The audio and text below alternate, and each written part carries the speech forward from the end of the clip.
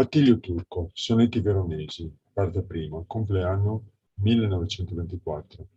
Ancora 39, e mi pare io, che andava a scuola insieme coi pissotti.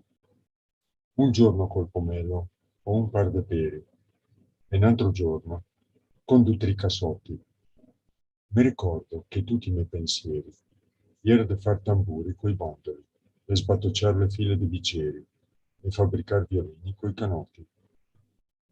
Ancò, guarda che mondo, goffa mia, e lavoro coi bracci e con la festa, perché sta pura barca la galleggia.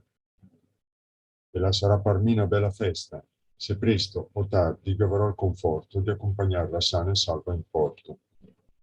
Ancò, oggi, in dialetto veronese, cassotti, scapaccioni, canotti, gambe del grano turco.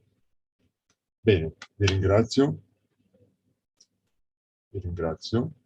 e vi saluto.